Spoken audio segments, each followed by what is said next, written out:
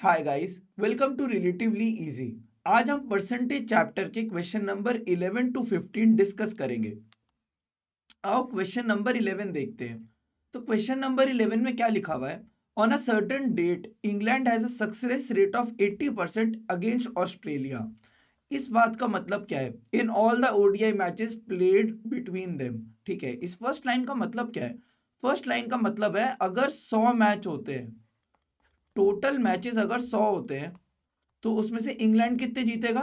England का success rate 80% है, तो 80 विन्स इंग्लैंड की होंगी और ऑस्ट्रेलिया की बस 20 विन्स होंगी। ठीक है, सबको सक्सेस रेट का मतलब समझ में आ गया? यहां मैं लिख देता हूं सक्सेस रेट का मीनिंग क्या है। यहां पे सक्सेस रेट का ये मीनिंग है। ठीक है, तो यहां पे हम इसका रेशियो ले लें 4:1। ठीक है, इतना सबको समझ में आता है? इसका रेशियो ले लिया हमने। However, England loses the next 50 matches in a row, as a result of which the success rate comes down to 30%। ठीक है, अब इसका कॉमन रेशियो में अगर x ले लूं तो इसको 4x और x लिख सकता हूं। बिल्कुल लिख सकता हूं। अब अगले 50 गेम लगातार इंग्लैंड लूज कर जाता है, इंग्लैंड लूज कर रहा है, तो अगले 50 गेम ऑस्ट्रेलिया जीत गया होगा। अगले 50 गेम ऑस्ट्रेलिया को जिता दो, और इंग्लैंड ने इन 50 में से एक भी गेम नहीं जीता। यहां लिख देते हैं नेक्स्ट 50 गेम्स के अंदर बाइफर्केशन कैसा था कि इंग्लैंड एक भी नहीं जीत रहा लेकिन ऑस्ट्रेलिया 50 गेम जीत रहा है, और इससे सक्सेस रेट क्या हो जाता है? इंग्लैंड का 30% हो जाता है। ठीक है, अब देखते हैं सक्सेस रेट का मतलब क्या है। तो इंग्लैंड का सक्सेस रेट न्यू कितना है? 30%। अब हम सक्सेस रेट निकाल कैसे रहे हैं? हम सक्सेस रेट निकाल रहे हैं total matches one upon total number of matches played. ऐसे ही निकाल रहे हैं ना हम सक्सेस रेट, इंटू 100 और परसेंट, ऐसे निकाल रहे हैं ना। तो सक्सेस रेट न्यू किसका? इंग्लैंड का कितना था? 30%। और वो किसके इक्वल आएगा? इंग्लैंड ने अभी तक कितने मैच जीते? 4x तो पहले जीते थे, और इन 50 में से तो एक भी मैच नहीं जीता। तो इंग्लैंड ने मैच कितने जीते? इंग्लैंड ने मैच जीते 4x+0। ठीक है, अपॉन टोटल मैचेस कितने हो गए? अब देखो टोटल मैचेस कितने हो गए? टोटल मैचेस कितने हो गए? टोटल मैचेस हो गए 5x, 4x+x 5x, और 50 और मैच हो गए। तो ये तो टोटल मैचेस ओल्ड है ना, ये टोटल मैचेस ओल्ड है। तो अब टोटल मैचेस न्यू भी लिख देते हैं यहाँ पे इसी पेज पे। पहले टोटल मैचेस 5x थे, और अब 50 मैच और खेल लिए, तो यहाँ पे टोटल मैच कितने हो गए? 5x+50 into 100%। ठीक है, इसी क्वेश्चन को अगर आप मुझे बोलते ऐसे सोच सकते हैं कि ऑस्ट्रेलिया का सक्सेस रेट कितना हो गया न्यू वाला? इंग्लैंड का 30% है, तो ऑस्ट्रेलिया का इंग्लैंड के खिलाफ 70% हो गया ना, 100 में से ही माइनस करेंगे ना। अब ऑस्ट्रेलिया ने अभी तक कितने मैच जीते हैं? ऑस्ट्रेलिया ने जीते हैं, पहले एक्स जीते थे और अब 50 और जीत गई ऑस्ट्रेलिया। तो ऑस्ट्रेलिया ने कितने मैच जीत लिए? ऑस्ट्रेलिया ने जीत लिए x+50 मैचेस। ठीक है, और टोटल मैच तो सेम ही रहेंगे। आप इन दोनों में से कोई भी इक्वेशन को कैलकुलेट कर सकते हो, एक्स का आंसर सेम आएगा। अब देख लेते हैं हमें निकालना क्या है। हमें निकालना है total number of matches played between the two teams. ठीक है, टोटल नंबर ऑफ मैचेस निकाल रहे हैं, इसका मतलब ओल्डर तो पूछा नहीं है total number of matches, total number of matches का है न्यू वाले, है ना? क्योंकि आप खुद देखो, find the total number of matches played between the two teams. अगर यहां लिखा होता played between the two teams earlier than these 50 matches, तो हम सिर्फ 5x की वैल्यू निकालते। लेकिन अभी हमें क्या निकालना है? अभी हमें निकालना है 5x+50 की वैल्यू, तो उसके लिए मुझे x निकालना पड़ेगा। अब मैं कोई भी इक्वेशन से x निकाल लेता हूं। ठीक है, मैं इक्वेशन 1 से x निकाल के दिखा देता हूं। इक्वेशन 1 यहां लिखते हैं 30% is equal to 4x upon 5x+50 into 100%। अब देखो मैं परसेंट के साइन से परसेंट को काट देता हूं, क्योंकि परसेंट का मतलब क्या होता है? परसेंट का मतलब एक नंबर ही है ना, वो फ्रैक्शनल नंबर क्या है? 1/100 है। तो मैंने परसेंट को परसेंट से काट दिया। अब 30/100 को नीचे ले जाता हूं और यहाँ पे एक रेशियो बना। अब मैं बस x को निकाल देता हूं।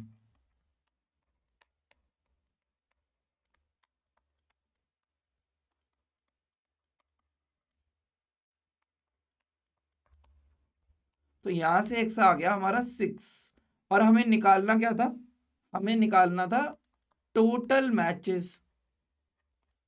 टोटल मैचेस उन्होंने कितने खेले हैं, तो वो तो 5x + 50 है ना। ठीक है, तो 5 × 6 + 50, ये 50 है।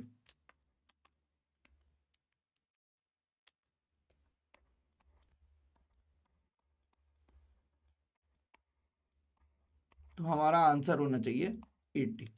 ऑप्शन में देख लेते हैं, तो ऑप्शन ए हमारा आंसर है। ठीक है, आई होप सबको समझ में आ गया होगा। आप इक्वेशन 2 से भी निकाल के देख सकते हो, यहां से भी x का आंसर 6 ही आएगा। नेक्स्ट क्वेश्चन पे चलते हैं। तो 12th क्वेश्चन देखते हैं। If the total number of digits required to write first m natural number, ठीक है, number of digits required to write m natural number is 100/9% of the total number of digits, यहां लिख देते हैं number of digits required to write 129। ठीक है, यही दे रखा है ना, और हमें m निकालना है। तो मैंने एक बार में ही लाइन को पढ़ के यहाँ पे अपनी मैथ्स की इक्वेशन लिख दी। इससे मेरा टाइम बहुत सेव होता है, मेरे को 2 बार नहीं पढ़ना पड़ता। आप फटाफट एक बार क्वेश्चन को स्किम कर लो, उसके बाद जब आप उसको ध्यान से पढ़ रहे हो तो आप सीधा उसको मैथमेटिकल टर्म्स में लिखने की कोशिश हमेशा किया करो। ठीक है, अब ये तो मुझे पता नहीं है, पर मुझे ये तो पता है ना कि नंबर ऑफ डिजिट्स 129 तक नेचुरल नंबर लिखने में कितने यूज हो जाएंगे। आओ लिखते हैं, 129 तक अगर मैं नेचुरल नंबर लिखता हूं तो मेरे डिजिट्स कितने यूज हो जाएंगे। तो 1 से 9 तक तो सिंगल डिजिट नंबर होते हैं। ठीक है, ये सारे तो सिंगल डिजिट नंबर है। सिंगल डिजिट नंबर, अब सिंगल डिजिट नंबर कितने होते हैं, 1 से 9 के बीच में कितने नंबर आते हैं। तो यहां मैं एक चीज बताना चाहूंगा कि जब भी आपको number of number between a given range count करना होता है, तो आप कैसे करते हो। जैसे स्टार्ट हो रहा है 23 से, कई सारे नंबर है बीच में, कॉन्जिक्यूटिव नंबर है सारे, 23, 24, और ये चल रहा है 99 तक। तो इसके अंदर कितने नंबर ऑफ नंबर्स हैं, ऐसे कितने नंबर्स हैं। कभी भी आप 99 - 23 मत करना, क्योंकि वो 99 - 23 +1 करना होता है। इसका लॉजिक मैं बताता हूँ। सपोज करो आप 5 - 3 करना चाहते हो, तो आओ 5 - 3 को ना पिक्टोरियली समझते हैं एक बार। ये 1, 2, 3, 4 और 5 यहां तक आ रहा है, तो आपके पास 5 बीट्स है। ठीक है, आपके पास 5 बीट्स है, उसमें से आप 3 माइनस करना चाहते हो। तो जब आप 3 बीट्स को माइनस कर दोगे तो आप पे बचेंगे कौन से, बस 4th बीट बचेगा और 5th बीट बचेगा। लेकिन अगर मैं आपको अब कहूं कि अब आप 3 to 5 कितने नंबर ऑफ नंबर्स हैं, मतलब कितने नंबर्स हैं इस सीरीज में, तो आप अगर 5 - 3 कर दोगे तो आपका आंसर आएगा 2। नंबर ऑफ नंबर्स 2 आएंगे, जो कि 4th बीट और 5th बीट होगा बस। लेकिन इस सीरीज के अंदर तो 3rd बीट भी था ना, तो 1, 2, 3, 4, 5, इस सीरीज के अंदर तो हमें 3rd, 4th और 5th वाला काउंट करना था ना, सिर्फ फर्स्ट बीट और सेकंड बीट काउंट नहीं करना था ना। तो जब भी मैं नंबर ऑफ नंबर निकालना चाहता हूं, मैं माइनस करके +1 भी करता हूं, क्योंकि यहां भी सेम बात होगी। अगर आप 99 में से 23 माइनस कर दोगे ना, ये 23 भी भाग जाएगा, ये 23 भी भाग जाएगा यहां से, पर हमें 23 को भगाना नहीं है। तो ये +1 क्यों करा है हमने, ताकि हम काउंट करें, किसे काउंट कर पाए, उस 23 को जिसको हमने भगा दिया है। समझ गए ना आप। मैं एक बार और समझा देता हूं जिसको भी समझ नहीं आया। तो जब भी यहाँ पे 5 है, यहाँ पे 4 है, यहाँ पे 3 है, यहाँ पे 2 है, और सपोज कर लो यहाँ पे 1 है। ठीक है, जब मेरे को 5 - 3 करना है, तो मैं असलियत में क्या कर रहा हूं, मैं इन सबको भगा दे रहा हूं और मेरा आंसर आ रहा है 2। बट अगर मुझे 3 to 5 ऐसे लिख देते हैं, 3 to 5 all the numbers count करने, तो मैं भगाना नहीं चाहता ना 3 को। अब मैं चाहता हूं 3 भी काउंट हो, तो यहाँ पे अगर 1 है, यहाँ पे 2 है, 3 है, 4 है और 5 है, तो मैं किस किस को काउंट करना चाहता हूँ, 3 to 5 ऑल द नंबर्स में 3 को भी काउंट करना चाहता हूँ, 4 को भी काउंट करना चाहता हूँ, 5 को भी काउंट करना चाहता हूँ। 1 को काउंट नहीं करना चाहता, 2 को काउंट नहीं करना चाहता। ठीक है, तो ये केस अलग अलग है। ये केस 1 था जिसके अंदर मैं 1, 2 और 3 को काउंट नहीं करना चाहता था, वो है डायरेक्ट सब्ट्रैक्शन का केस। डायरेक्ट सब्ट्रैक्ट कर दो आप, तो आपको क्या मिलता है, जो इनिशियल नंबर होता है ना, जहां से सीरीज स्टार्ट होती है, वो भी भाग जाता है आपका, वो भी भाग जाता है। लेकिन जब आपको नंबर ऑफ नंबर काउंट करने हैं, नंबर ऑफ नंबर्स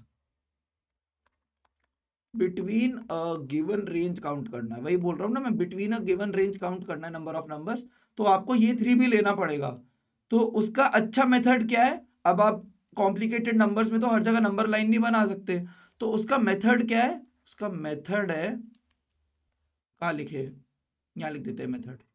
उसका मेथड है, पहले आप 5 - 3 कर लो और फिर 1 को ऐड कर लो, जो आपने भगा दिया है उस नंबर को आप ऐड कर लो एक बार। ठीक है, तो पहले आप 5 - 3 करो और फिर +1 कर लो। ठीक है, आई होप सबको समझ में आ गया होगा। तो सिंगल डिजिट नंबर कितने होते हैं, 9 - 1 + 1, 9 सच नंबर होते हैं, और इसके सिंगल डिजिट नंबर 9 होते हैं, और सारे नंबर एक ही डिजिट से बने हैं। तो नंबर ऑफ डिजिट कितने हो गए, number of digits from 1 to 9, 9 हो गए। ठीक है, अब 10 से लेके 99 तक डबल डिजिट नंबर होते हैं, यहाँ पे लिख देता हूँ, डबल डिजिट नंबर होते हैं। अब ऐसे कितने डिजिट्स हैं, ऐसे डिजिट्स कितने हैं, 99 - 10 + 1, तो ये आएगा आपके पास 90। ऐसे 90 नंबर्स है जो डबल डिजिट नंबर है, ऐसे 90 नंबर्स है जो डबल डिजिट नंबर है। तो इसके नंबर ऑफ डिजिट्स कितने हो गए, इसके नंबर ऑफ डिजिट्स हो गए, number of digits from 10 to 99, number कितने हैं, 90 है, लेकिन नंबर ऑफ डिजिट तो डबल हो जाएंगे ना, क्योंकि हर नंबर लिखने के लिए 2 डिजिट लग रहे हैं। ठीक है, अब यहां देख लेते हैं, उसके बाद हमें जाना कहां तक था, 129 तक जाना था। तो सॉरी 100 से लेके 129 तक नंबर ऑफ नंबर कितने हो गए, number of numbers, number of numbers हो गए 129 - 100 और +1 भी करेंगे। ठीक है, आपको समझ में आ गया होगा, 30 नंबर्स हो गए। और नंबर ऑफ डिजिट्स कितने हो गए, नंबर ऑफ डिजिट्स हो गए इंटू 3, क्योंकि हर नंबर लिखने के लिए 3 डिजिट लगते हैं, तो यहाँ पे आ जाएगा 90। तो total number of digits to write all natural numbers till 129 कितने हो जाएंगे, 9 + 180 + 90, तो ये हो जाएगा 279। ठीक है, अब हम इस 279 को अपनी इक्वेशन के अंदर पुट कर देते हैं। तो number of digits to write numbers till m is 100/9% of number of digits, लिख ही देते हैं, number of digits we are required to write till 129, और ये हमारा कितना आया है। अब मैं परसेंट को क्या लिखूं, मैं परसेंट को 1/100 लिख दूं ना, बिल्कुल सही। और ये हमारा कितना आया था, 279 आया था। ठीक है, यहाँ पे थोड़ी कटिंग कर देते हैं, ये 9 से जा रहा है ना, जा रहा है, ये आएगा 31। तो number of digits till m कितने आ गए, आ गए 31। और टिल m ये सारे नेचुरल नंबर थे ना, नेचुरल नंबर टिल m। तो ठीक है, अब देख लेते हैं 31 डिजिट्स जब यूज हो रहे हैं तो m की वैल्यू क्या आ रही है। आओ मैं दिखाता हूं कैसे देखेंगे इसे। तो 1 to 9, तो नंबर ऑफ नंबर्स कितने हैं, नंबर ऑफ नंबर 9 है और नंबर ऑफ डिजिट भी 9 ही है। टोटल डिजिट जो यूज होने चाहिए थे वो है 31। तो डिजिट्स लेफ्ट कितने हो गए, 9 तो यूज हो गए सिंगल डिजिट नंबर लिखने में, डिजिट्स लेफ्ट हो गए आपके 31 - 9 22, 22 डिजिट्स लेफ्ट है। ठीक है, 10 से लेके अगर मैं 21 तक नंबर्स लिखना चाहता हूं, तो नंबर ऑफ नंबर कितने होंगे, नंबर ऑफ नंबर समझ रहे हो ना, 10 11 ऐसे चलते चलते 21 नंबर ऑफ नंबर्स होंगे मेरे 21 - 10 + 1, तो ये हो जाएगा 12 नंबर होंगे। और नंबर ऑफ डिजिट्स कितने हो जाएंगे, नंबर ऑफ डिजिट्स तो 12 × 2 24 हो जाएंगे, लेकिन मेरे पास तो बस 22 डिजिट्स ही लेफ्ट थे, तो ये केस रॉन्ग हो गया। इसका मतलब मैं 21 तक तो लिख ही नहीं सकता। इसका मतलब अगर मैं 10 से 20 तक नंबर लिखने की कोशिश करता हूं तो नंबर ऑफ नंबर्स कितने हो जाते? नंबर ऑफ नंबर्स हो जाते 20 माइनस 10, 10, अरे सॉरी +1 भी तो है, 11 नंबर हो जाते। और नंबर ऑफ डिजिट्स कितने हो जाते? नंबर ऑफ डिजिट्स हो जाते हैं हमारे 11 इंटू 2 22, जो कि हमारे लेफ्ट थे, है ना। अब मैं समझाता हूं कि ये क्या हुआ है। 1 2 से लेके 9 तक हमने 9 डिजिट यूज कर लिए थे। उसके बाद 10 11 ऐसे अगर हम 20 तक लिखते जाए, हमने बाकी के 22 डिजिट यूज कर लिए, तो टोटल मेरे 31 डिजिट यूज हो गए। और टिल एम था, टिल एम, और यहां पे टिल 20, मेरे 31 डिजिट्स यूज हो गए हैं टिल 20, तो मेरा एम क्या आ गया? देयरफॉर मेरा एम आ गया 20। 13th क्वेश्चन क्या कहता है? In an election a total of 2000 votes were cast. ठीक है, मैं साथ साथ नोट करता रहूं ना। टोटल वोट कितने हैं मेरे? 2000 है मेरे टोटल वोट्स। ठीक है, in the first poll 20% of the votes were declared invalid. ठीक है, फर्स्ट पोल के अंदर जो इनवैलिड वोट्स थे वो कितने थे? इनवैलिड, यहां लिख देते हैं 20%। तो 20% ऑफ 2000 कितना होता है? आओ निकालें, ये होता है 400। तो 400 वोट तो इनवैलिड है, तो वैलिड वोट कितने हैं? फर्स्ट पोल के अंदर वैलिड वोट है 1600। ठीक है, the supporters of party A demanded a repoll to which the supporters of party B agreed. ठीक है, मतलब एक रीपोल भी होने वाला है। In the repoll 30% of the votes were declared invalid by the election committee. ठीक है, आओ अब ना इसका एक टेबल टाइप बना लेते हैं, ए बी, फर्स्ट पोल, और रीपोल को मैं लिख देता हूं सेकेंड पोल। ठीक है, फर्स्ट पोल में सपोज करो बी के एक्स वोट्स थे। टोटल वैलिड वोट्स कितने थे? फर्स्ट पोल के अंदर टोटल वैलिड वोट हमने निकाले ना ऊपर, 1600 थे। टोटल वैलिड वोट्स यहां लिख देते हैं, टोटल वैलिड वोट्स। ठीक है, तो ए के कितने रहे होंगे वोट्स? ए के रहे होंगे 1600 माइनस एक्स। ठीक है, आगे बढ़ते हैं। अब जो रीपोल था उसके अंदर 30% of the votes were declared invalid. ठीक है, जो रीपोल है उसके अंदर 30% ऑफ 2000 वोट्स इनवैलिड हो गए, मतलब 600 वोट्स इनवैलिड हो गए। तो वैलिड कितने बचे? वैलिड बचे हमारे पास 2000 माइनस 600, 1400। ठीक है, आई होप सबको ये समझ में आ गया होगा। और पार्टी बी के वोट्स डिक्रीज हो गए बाय 50%। 50% से डिक्रीज होने का क्या मतलब है? ये वोट्स डिक्रीज हो जाते हैं बाय 50%। 50% से डिक्रीज होने का मतलब क्या है? इसका मल्टीप्लाइंग फैक्टर क्या होता है? 50% से कम होना। इसका मतलब मैंने आपको सिखाया था ना मल्टीप्लाइंग फैक्टर क्या होता है। डिक्रीज हुआ है तो 1 को माइनस लिखेंगे और 50% इसका रेशियो फॉर्म लिख देंगे। बहुत ईजी है ना, तो ये 1/2 आ जाएगा। मतलब इसको 50% से डिक्रीज करने के लिए मैं क्या करूं? एक्स के अंदर इसका मल्टीप्लाइंग फैक्टर मल्टीप्लाई कर देता हूं, तभी तो उसको मल्टीप्लाइंग फैक्टर कहते हैं। तो यहाँ पे x/2 आ जाएगा। ठीक है, और यहाँ पे ए के वोट्स कितने बचेंगे? फिर 1400 माइनस x/2 बचेंगे। ठीक है, सबको इतना समझ में आ गया ना मैंने ये क्या किया? आगे बढ़ते हैं। As a result party A won the repoll by a margin. ठीक है, सेकेंड पोल के अंदर ए विन करती है, यहां लिख देते हैं ए विन करती है बाय अ मार्जिन। अभी देखते हैं मार्जिन की क्या चीज है। That was 100% more than the margin by which B won in the first poll. ठीक है, फर्स्ट पोल में विन कौन कर रहा है? फर्स्ट पोल में विन तो बी कर रहा है, तो मैंने यहां विन विन लिख दिया। अब क्या लिखा हुआ है? In the repoll party A one by a margin. ठीक है, रीपोल के अंदर ए ने विन किया, मतलब ए के वोट ज्यादा होंगे बी से रीपोल के अंदर। और मार्जिन कितना होता है? मार्जिन का मतलब होता है दोनों का डिफरेंस। सबको समझ में आता है ना? जैसे एक पार्टी ए है एक पार्टी बी है, इसको 4 वोट मिले, इसको 1 वोट मिला, तो ए कितने मार्जिन से जीता? 4 - 1 3 के मार्जिन से जीता, जितने एक्स्ट्रा वोट मिले। तो मार्जिन का क्या मतलब होता है? जितने एक्स्ट्रा मिले ए को, when compare to B versus B, जितने ए को एक्स्ट्रा मिले वर्सेस बी, तो कितने मिले रीपोल के अंदर एक्स्ट्रा, कैसे निकालेंगे, इसके वोट माइनस बी के वोट। बिल्कुल सही बात है ना। अभी हमने देखा ना 4 - 1 किया था, तो यहां भी कुछ ऐसा ही कर दे, ये माइनस ये कर दे, तो उससे मार्जिन आ जाएगा ना, बिल्कुल आ जाएगा। तो ये हो गया 1400 - x, ये हो गया मार्जिन।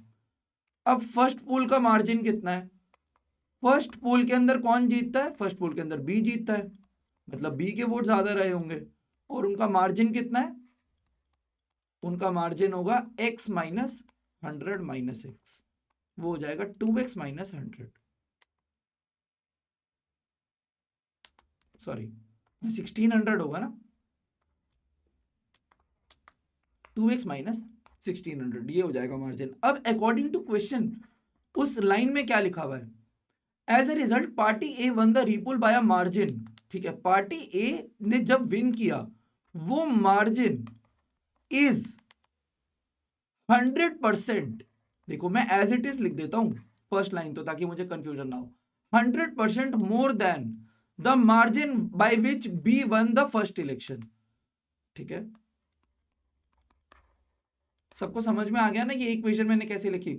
ये इक्वेशन लिखना बहुत इंपॉर्टेंट है, क्योंकि इसके बाद तो सॉल्व करना बहुत इजी हो जाएगा। पार्टी बी का जो मार्जिन था is 100% more than the margin of B in the first election, sorry मैंने क्या बोल दिया, पार्टी ए का जो मार्जिन था is 100% more than the margin of B in the first election. सबको समझ में आ गया ना। आओ अब इसे सॉल्व कर देते हैं। अब इसकी जगह मैं मल्टीप्लाइंग फैक्टर लिखूंगा ना, देखो अब अगर इंक्रीज है तो 1 प्लस और 100% का रेशियो फॉर्म लिख दूंगा, ठीक है। जिसको भी ये बात समझ नहीं आ रही उसको मेरी कॉन्सेप्ट वीडियो देख के आना चाहिए, तो सब कुछ क्लियर हो जाएगा। यहाँ 2 बनेगा ना,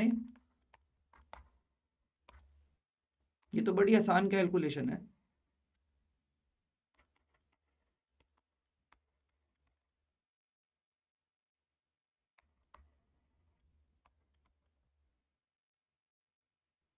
एक्स आ गया हमारे पास 920, और हमें निकालना क्या था, how many people voted for party B in the original poll. हमें निकालना क्या था, हमें एक्स ही निकालना था, पार्टी बी को ओरिजिनल पोल में कितने लोगों ने वोट किया, हमें एक्स ही निकालना था ना, तो हमारा आंसर हो जाएगा 920, यही हमारा आंसर है। और ये कौन से ऑप्शन में है, ऑप्शन बी। आई होप सबको समझ में आ गया होगा मार्जिन वाली बात। इस पे एक और क्वेश्चन है आज, जिसको समझ नहीं आया उसको वहां समझ में आ जाएगा, 15th क्वेश्चन इसी पे ही है। पर अभी 14th क्वेश्चन देखते हैं। Of the adult population in USA 45% of the men and 25% of the women are married, what percent of total adult population is married assuming that no man marries more than one woman and vice versa, मतलब एक man एक ही women से शादी करेगा और एक women एक ही man से शादी करेगी, ये कंडीशन दे रखी है, ठीक है। अब इस क्वेश्चन को कैसे करेंगे, ये बहुत ही अच्छा क्वेश्चन है, इस क्वेश्चन को देखते हैं। टोटल पॉपुलेशन को अगर मैं कुछ लेट कर लेता हूं तो क्या मुझे कोई फायदा होगा, पता नहीं, चलो करके देखते हैं। 100x कर लिया टोटल पॉपुलेशन को लेट। अब यहां ध्यान से देखना, 45% ऑफ मेन लिखा है कि जितने भी टोटल नंबर ऑफ मेन है उसके 45% मेन मैरिड है, तो मेरे को यहां मेन भी लेट करने पड़ेंगे। अब मुझे नहीं पता इसके अंदर मेन कितने हैं, इसके अंदर वुमेन कितनी है, मुझे बात नहीं पता ना। तो मैं मेन को क्या मान लेता हूं, टोटल नंबर ऑफ मेन को मैं 100y मान लेता हूं, सपोज करो, और टोटल नंबर ऑफ वुमेन को मैं 100z मान लेता हूं। अब देखना मैं ऐसा क्यों कर रहा हूं, ये मैंने लेट किया। इसके अंदर ऐसे मेन जो मैरिड भी है वो कितने हैं, 45y है, और ऐसी वुमेन जो मैरिड है वो कितनी है, 25% ऑफ द वुमेन, मतलब इसका 25%, तो वो 25z बन जाएगा ना, ठीक है। अब एक बात बताओ, अगर एक मैन एक वुमेन से शादी कर रहा है तो जितने भी मेन होंगे जो मैरिड है और जितनी भी वुमेन होंगी जो मैरिड है वो इक्वल नहीं आना चाहिए, मेरे हिसाब से तो वो इक्वल आना चाहिए। तो इसको लिखे कैसे, इसको नेक्स्ट पेज पे लिख देते हैं कि जितने भी मेन है जो मैरिड है वो इक्वल आने चाहिए जितनी भी वुमेन है जो मैरिड है। इसका मतलब 45y is equal to 25z होना चाहिए। ये अकॉर्डिंग टू क्वेश्चन यही नहीं बोला था हमें, बिल्कुल यही बोला था, और वहां से हमने ये निकाल लिया। तो y अपॉन जेड कितना आएगा, y अपॉन जेड आ जाएगा 25/45, वो होता है 5/9। अब इस 5/9 को ना मैं कॉमन रेशियो कुछ ले लेते हैं, चलो आओ कॉमन रेशियो ले लेते हैं k। तो y कितना हो जाएगा मेरा 5k, और z मेरा हो जाएगा 9k। सही बात है ना। अब मैं इसको 1 में पुट कर देता हूं, इसको 1 बुला देते हैं, पुटिंग 2 in 1। जब हम ऐसा करेंगे तो टोटल नंबर ऑफ मेन कितने बनेंगे, अभी कितने थे 100y और 100z थे। अब मैंने y को क्या डाल दिया, अब मैंने y को डाल दिया है 5k, और मैंने z को क्या डाल दिया है 9k। तो टोटल नंबर ऑफ मेन कितने हो गए 500 के, टोटल नंबर ऑफ वुमेन कितनी हो गई 900 के, मेन मैरिड कितने हो गए 45y था ना। तो अब y की जगह तो मैंने क्या डाल दिया है 5k, तो ये हो जाएगा 225k। और वुमेन मैरिड कितनी थी, वुमेन मैरिड थी 25z, z की जगह मैंने क्या डाल दिया 9k, वो भी हो जाएगा 225k। तो टोटल पॉपुलेशन, चलो अब नेक्स्ट पेज पे लिखते हैं इसे, टोटल पॉपुलेशन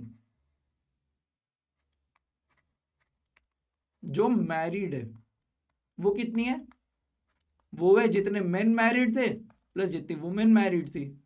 मेन कितने मैरिड थे 225k, और वुमेन भी कितनी मैरिड थी 225k। इनको अगर मैं प्लस करूंगा तो आ जाएगा 450k। अब ये सब करने, और टोटल लोग कितने हैं, और टोटल पॉपुलेशन पे अगर आप ध्यान दो, टोटल पॉपुलेशन हमारे पास आ जाएगी, कितनी थी हमारे पास, तो 100y प्लस 100z थी ना टोटल पॉपुलेशन, यही तो थी, जिसको हमने 100x बोला था, पर 100x का कुछ यूज नहीं आया, इसलिए मैं यहाँ लिख नहीं रहा, कंफ्यूजन होगी बेकार में। ये कितना आया, ये तो 500k प्लस 900k आया है, तो ये 1400k आया है। अब ये सब करने का फायदा क्या हुआ है, हमें निकालना क्या था, what percent of total adult population is married. हमें यही तो निकालना था कि what percent of total population is married. तो मैंने सारी क्वेश्चन को वन वेरिएबल में चेंज कर दिया। आपको देखा ना मैंने पूरी की पूरी क्वेश्चन को के में कैसे चेंज कर दिया। अब मैं यहां निकाल देता हूं परसेंट ऑफ पॉपुलेशन जो कि मैरिड है,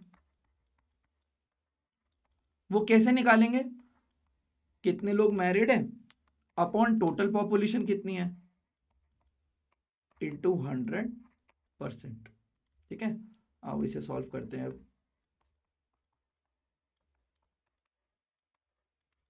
यही निकालना था हमें, 2 0 से 2 0 कट गए, 225/7, और 225/7 क्या होता है 3 2.14%। आओ ऑप्शन देख लेते हैं, तो इसका आंसर होगा option number C. Next question पे चलते हैं, क्वेश्चन नंबर 15। तो जिसको भी क्वेश्चन नंबर 13 समझ में आ गया उसके लिए क्वेश्चन नंबर 15 बहुत इजी हो जाएगा। A bill was put to vote with the total votes of 2400। तो टोटल वोट्स कितने हैं भाई, टोटल वोट्स है हमारे पास 2400। After a debate a repoll was conducted in which the number of votes against the bill increase by 150%। ठीक है, तो first pole जब हुआ तो कोई कोई लोगों ने फॉर द बिल वोट किया होगा, और कोई कोई लोगों ने अगेंस्ट द बिल वोट किया होगा, सही बात है ना। ठीक है, तो सोचो अगेंस्ट द बिल वाले एक्स थे, तो फॉर द बिल वाले कितने होंगे। अब इसके अंदर इनवैलिड वोट्स तो है ही नहीं, सारे के सारे वोट्स ही वैलिड दे रखे हैं, जब कुछ नहीं दिया मतलब सारे वोट्स ही वैलिड है। तो मैं टोटल वोट्स अगर 2400 है तो फॉर वाले कितने हो जाएंगे 2400 माइनस एक्स हो जाएंगे। ठीक है, फिर जो रीपोल हुआ मैं उसको सेकंड पोल बुला देता हूं। रीपोल के अंदर अगेंस्ट वाले 150% से बढ़ गए, यहाँ पे 150% का इंक्रीज आ गया। तो अब इसका मल्टीप्लाइंग फैक्टर देखते हैं, 1 प्लस क्योंकि इंक्रीज आया है 150 का रेशियो फॉर्म, 150% का रेशियो फॉर्म है ना, जब इसको आपने 1/100 लिख दिया, ये कितना आएगा, ये आ जाएगा 2.5। ठीक है, 2.5 आ जाएगा ना। तो x से ये अगेंस्ट वाले वोट रीपोल में कितने बढ़ गए 2.5x, और लोग आके बोलने लग गए कि हम इस बिल के अगेंस्ट में खड़े होंगे, और x से 2.5x में बदल गया वो नंबर। ठीक है, तो फॉर वाले कितने बचे, सारे वोट्स ही वैलिड हैं, तो फॉर वाले इतने बचे। ठीक है, अब आगे क्या दे रखा है, the bill was then rejected by a majority that was twice the majority use to pass the bill earlier. ठीक है, the bill was then rejected by a majority that was twice the majority. ठीक है, तो bill repoll के अंदर क्या हुआ है, जो रीपोल था हमारा, जो हमारा सेकंड पोल था, उसके अंदर पास हुआ है या रिजेक्ट हुआ है, वो रिजेक्ट हुआ है ना। The bill was then rejected by a majority that was twice the majority used to pass the bill earlier. और बिल पास हुआ था, ध्यान से देखो, बिल पास हो गया था फर्स्ट पोल में, लोगों ने कहा नहीं नहीं इसको रीपोल करते हैं, और सेकंड पोल में बिल क्या हुआ है, रिजेक्ट हो गया। जब बिल रिजेक्ट हो गया मतलब अगेंस्ट वाले ज्यादा रहे होंगे फॉर से। और अगर मैं उसकी मार्जिन की बात करूं, तो मार्जिन का मतलब तो एक्स्ट्रा वोट्स होगा जो अगेंस्ट के पास थे फॉर से, तो एक्स्ट्रा वोट कितने हैं, रीपोल की बात कर रहा हूं मैं, पहले रीपोल की बात कर रहा हूं क्योंकि सेंटेंस ऐसा दे रखा है।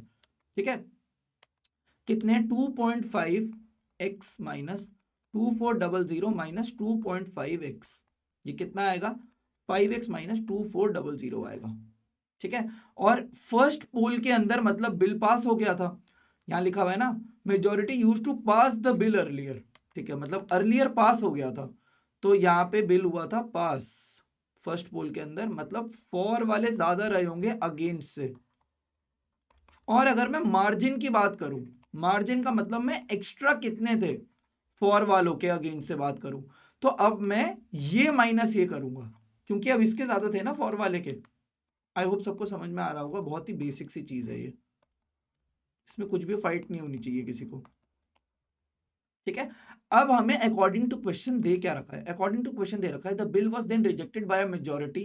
ठीक है, rejected by a majority that was, या मतलब इजी हो गया ना, that was twice the majority, 2 times the majority of earlier. Earlier की मेजॉरिटी पास होने की कितनी थी, 2400 माइनस 2x। आई होप सबको अकॉर्डिंग टू क्वेश्चन रीड करके ये लाइन लिखनी आ गई होगी, क्योंकि यहाँ क्या लिखा हुआ है, the bill was then rejected by a majority, rejected by a majority, ये रिजेक्टेड वाली है ना, ये रिजेक्टेड मेजॉरिटी है, मैं यहाँ लिख देता हूँ रिजेक्टेड मेजॉरिटी। मेजॉरिटी का मतलब मार्जिन ही है ना, सबको समझ में आ रहा है ना, मार्जिन का मतलब ही मेजॉरिटी है।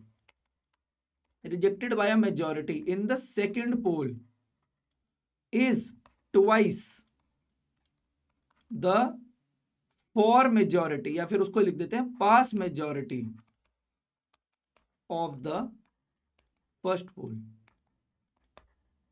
ठीक है ना, बहुत बेसिक है, बिल्कुल सिंपल है। अब बस इस इक्वेशन को सॉल्व करना है, तो ये तो बहुत ही आसान इक्वेशन लग रही है मुझे, इसको सॉल्व कर देते हैं। ये कितना आएगा, 7200, एक्स आ गया हमारे पास 800। तो हमें निकालना क्या था, how many people initially oppose the bill, initially oppose x, initially against कौन था, एक्स लोग थे ना, तो हमें एक्स ही निकालना था, यही हमारा आंसर हो गया। तो कौन सा ऑप्शन, ऑप्शन ए ही हमारा आंसर हो जाएगा। तो आई होप सबको 11 to 15 सारे क्वेश्चन समझ में आ गए होंगे। नेक्स्ट क्लास में हम क्वेश्चन 16 to 20 डिस्कस करेंगे और परसेंटेज चैप्टर को खत्म करेंगे। उसके बाद हम प्रॉफिट लॉस डिस्काउंट स्टार्ट करेंगे। Thank you.